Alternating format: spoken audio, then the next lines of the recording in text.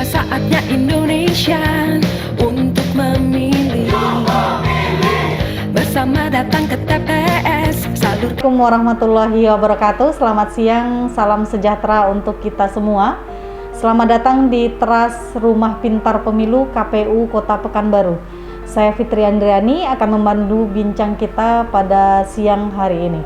Baik Sobat Pemilih dimanapun Anda berada, hari ini kita akan mengawali perjumpaan dengan bincang awal tahun bersama Ketua KPU Kota Pekanbaru, Bapak Anton Mercianto. Kita sapa dulu Pak Antonnya. Assalamualaikum Pak, selamat siang. Waalaikumsalam, selamat siang Bu Fitri. Oke baik, kita akan berbincang-bincang pada siang hari ini nih Pak, terkait program dan kegiatan KPU barangkali. Nah sebelum itu mungkin sedikit saya singgung 2020 yang lalu 9 kabupaten kota telah melaksanakan pilkada ya Pak ya di daerahnya masing-masing. Nah untuk Kota Pekanbaru kira-kira kapan ini Pak? Bisa dijelaskan mungkin barangkali ke masyarakat? Baik, terima kasih Bu Fitri. Assalamualaikum warahmatullahi wabarakatuh. Selamat siang Sobat Pemilih dimanapun Anda berada. Baik, saya akan coba jelaskan.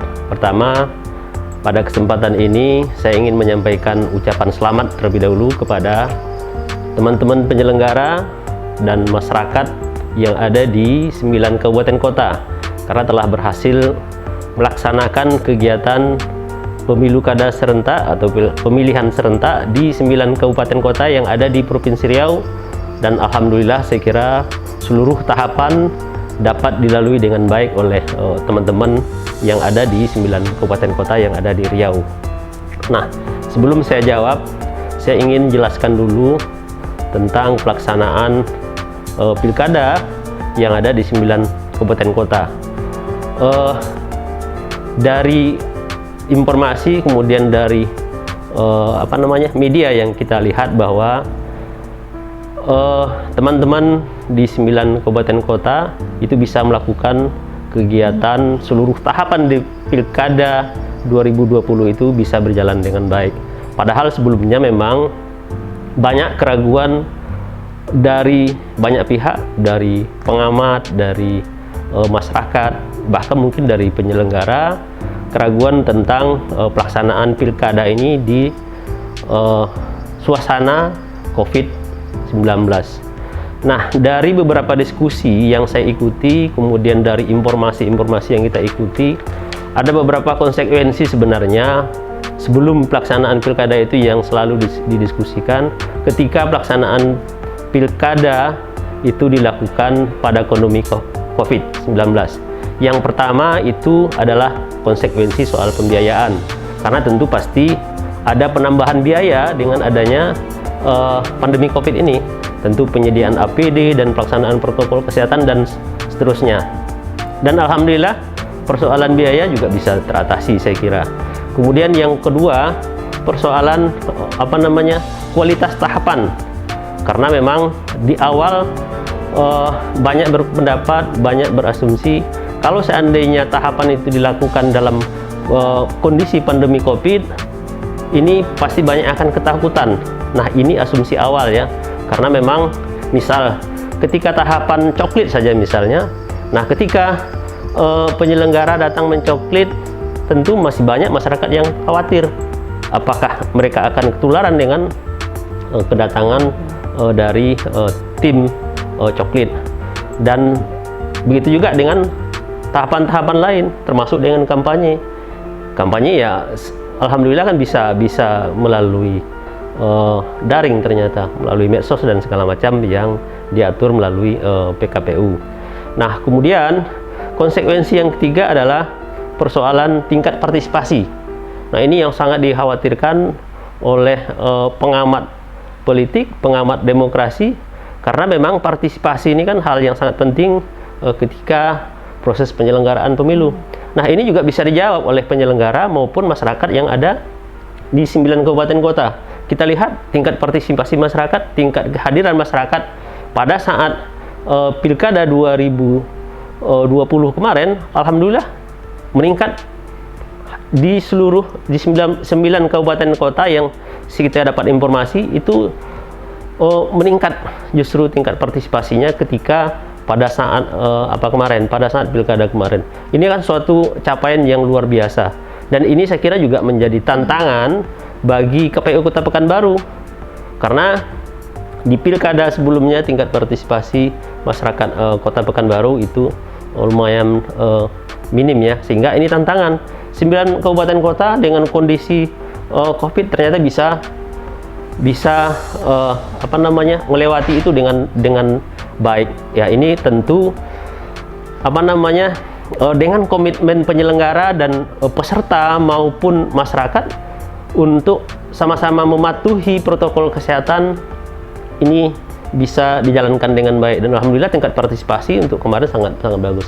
Nah, konsekuensi yang keempat yang selalu dikhawatirkan itu adalah adanya klaster COVID-19 pada pilkada. Nah, alhamdulillah di Riau saya kira juga tidak ada klaster yang diakibatkan oleh pelaksanaan atau penyelenggaraan pemilu kada serentak di 2020 kemarin. Artinya semua kekhawatiran yang dilontarkan oleh banyak pihak bisa diatasi oleh 9 kabupaten kota pada saat pilkada kemarin ya Pak ya? Ya, alhamdulillah kita apresiasi sekali dengan teman-teman yang ada di 9 kabupaten kota. Baik itu teman-teman penyelenggara, peserta maupun masyarakat pemilih. Karena memang penyelenggaraan pilkada serentak di tahun 2020 kemarin itu menerapkan protokol COVID yang sangat ketat. Dan harapannya juga saya kira nanti kalau seandainya pelaksanaan pilkada di daerah-daerah lain ketika dalam masa COVID, tentu kita juga berharap hal yang sama. Nah, Kota Pekanbaru ini kabarnya jadwalnya ya. Kapan Pak? Terkait jadwal ya, ini sebenarnya terkait jadwal pilkada Kota Pekanbaru ya. Memang beberapa waktu terakhir ini ketika kita ketemu dengan masyarakat, ketemu dengan stakeholder yang lain, memang pertanyaan yang paling banyak itu dilontarkan adalah Pekanbaru kapan sih pelaksanaan pilkadanya, kan begitu. Nah, terkait dengan jadwal pilkada, nah untuk sobat pemilih ketahui bahwa jadwal pilkada itu ditetapkan melalui undang-undang. Nah, untuk acuan pelaksanaan pilkada di KPU Kota Pekanbaru tentu juga kita harus mengacu pada undang-undang yang sampai hari ini masih berlaku, yakni Undang-Undang Nomor 10 Tahun 2016.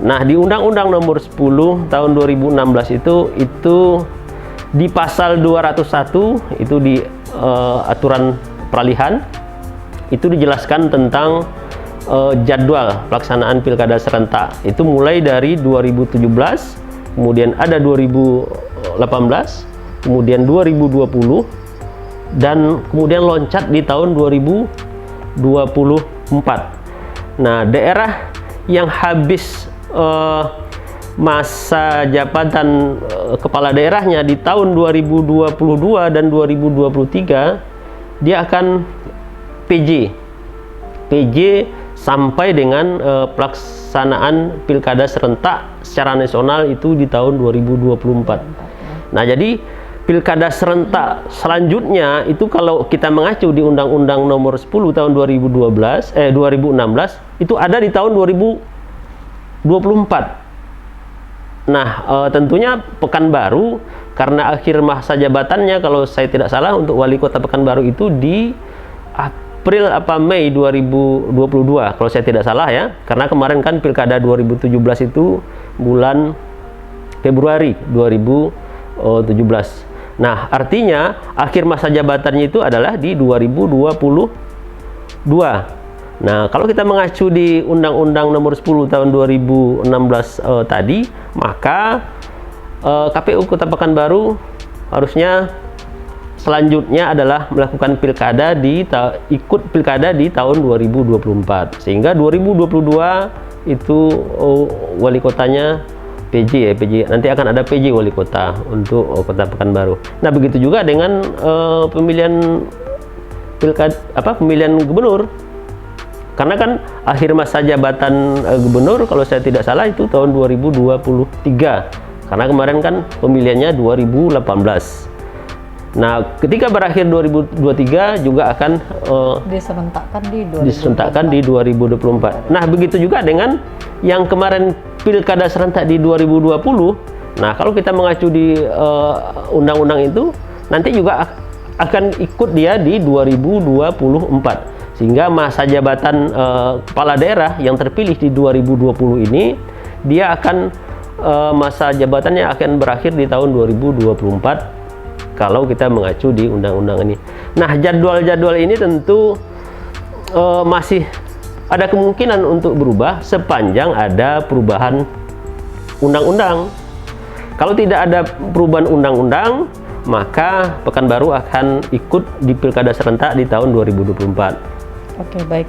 Nah, kalau ternyata pemilu atau pilkada tetap diserentakkan di 2024, kira-kira kegiatan KPU apa aja, Pak?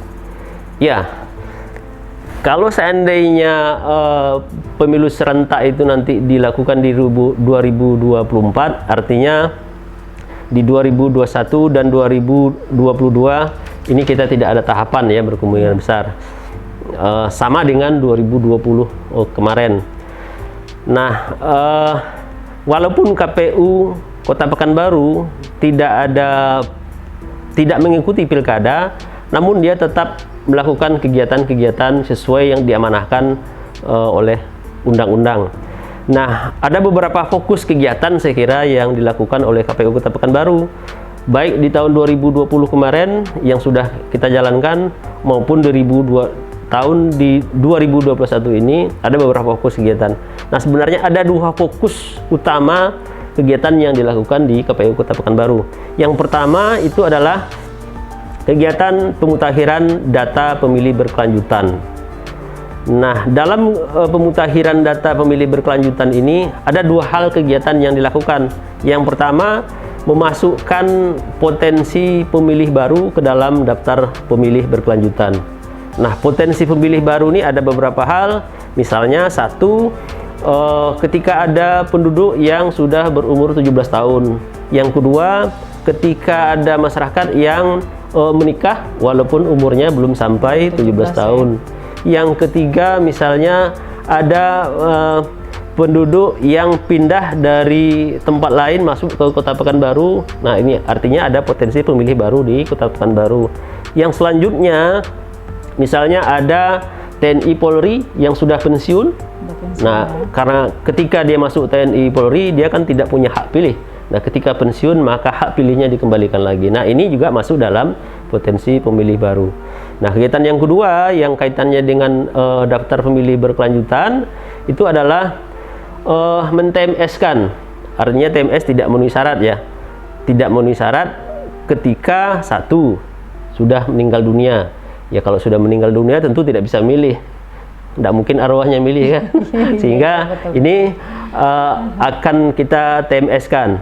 Yang kedua, ketika ada masyarakat atau ya penduduk yang dia sudah memenuhi syarat memilih tapi dia masuk di TNI Polri. Nah, artinya ini sudah tidak lagi memenuhi syarat menjadi pemilih. Nah, inilah kegiatan-kegiatan yang dilakukan pada pemutakhiran data pemilih berkelanjutan. Nah, saya kira saya ingin juga menyampaikan kenapa penting pemutakhiran data pemilih berkelanjutan ini. Pemutakhiran data pemilih berkelanjutan ini memang tujuan akhirnya adalah untuk memperbaiki kualitas daftar pemilih kita. Karena memang tidak kita pungkiri bahwa persoalan data pemilih dari setiap pemilihan, setiap pemilu ini menjadi salah satu topik bahasan yang sangat hangat untuk yang selalu dibicarakan, sehingga perlu diperbaiki. Nah, di dalam daftar pemilih, dalam proses pendaftaran pemilih sebenarnya kan ada prinsip-prinsip yang harus dipenuhi. Satu, prinsip mutakhir. Mutakhir itu adalah ketika pelaksanaan itu data yang digunakan adalah data yang terakhir, yang terupdate ketika pelaksanaan pemilihan atau pemilu itu berlangsung. Prinsip yang kedua adalah akurat. akurat adalah data yang dimuat di dalam daftar pemilih itu memang betul sesuai dengan kondisi yang sebenarnya. Jadi tidak ada kegandaan, kemudian tidak ada yang tidak berhak memilih tetapi masuk di dalam daftar pemilih. Kemudian prinsip yang selanjutnya adalah lengkap. Lengkap artinya daftar pemilih itu harus memuat seluruh masyarakat yang memang sudah berhak untuk memilih. Jadi tidak ada yang ketinggalan. Nah, sehingga pemutakhiran data pemilih berkelanjutan ini sebenarnya juga salah satu untuk memenuhi prinsip-prinsip pendaftaran pemilih ini. Oke, baik Pak.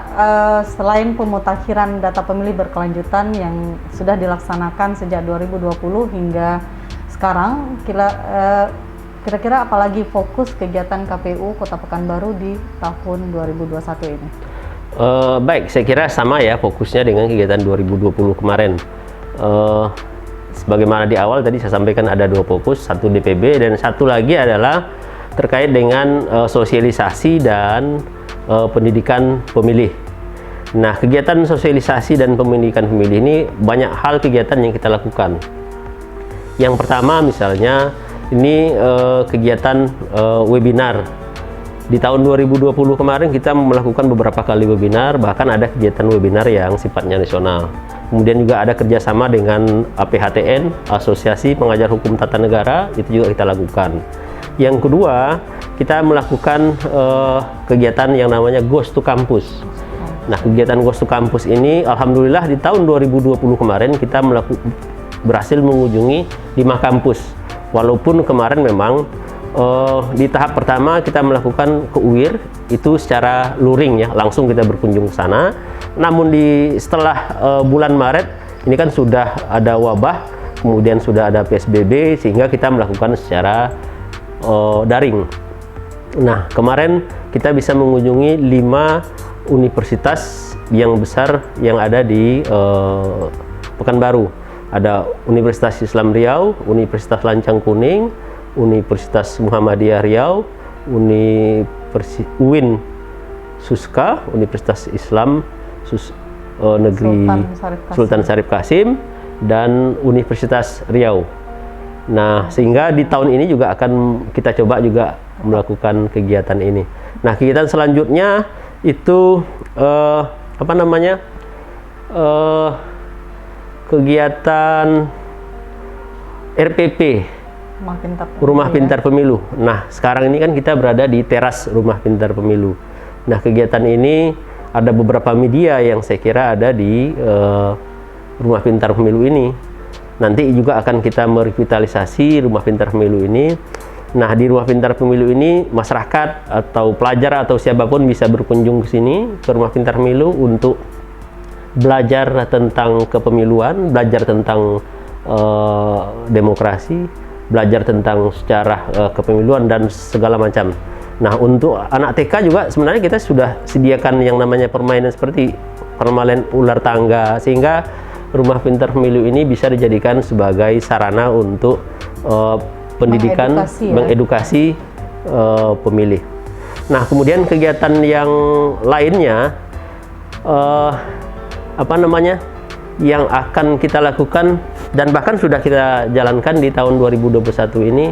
Di awal tahun ini kita mengunjungi seluruh partai politik dan seluruh stakeholder, Pemda, Bawaslu dan segala yang lainnya nanti akan kita lakukan.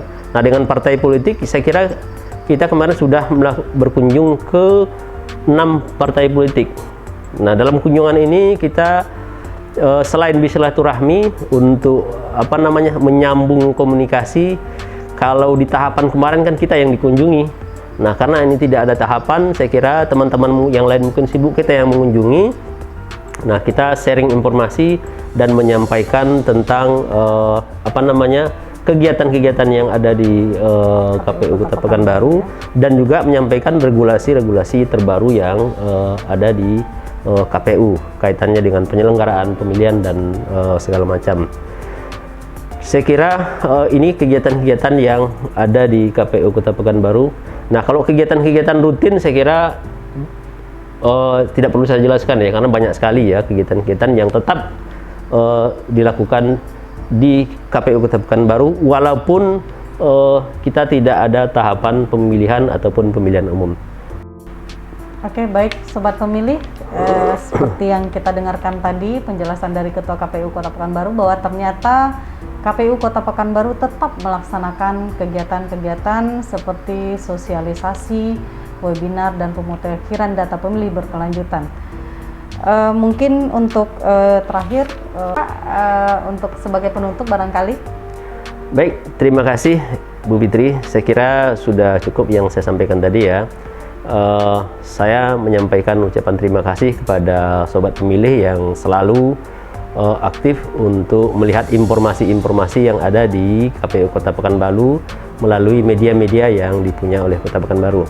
Dan saya menghimbau untuk selalu mengikuti informasi-informasi yang berkembang di KPU Kota Pekanbaru melalui media-media yang kita punya, karena informasi itu selalu berkembang. Terima kasih. Lebih dan kurang mohon maaf. Billahi taufik wal hidayah. Wassalamualaikum warahmatullahi wabarakatuh. Waalaikumsalam warahmatullahi wabarakatuh. Baik Sobat Pemilih dimanapun Anda berada, demikian bincang kita pada siang hari ini bersama Bapak Anton Mercianto, Ketua KPU Kota Pekanbaru. Jangan lupa like, comment, and subscribe channel YouTube KPU Kota Pekanbaru, follow juga Instagramnya, dan kunjungi juga Facebook kami di KPU Kota Pekanbaru. Demikian dari saya, mohon maaf atas segala kekurangan. Terima kasih atas perhatian. Wabillahi taufik wal hidayah. Assalamualaikum warahmatullahi wabarakatuh.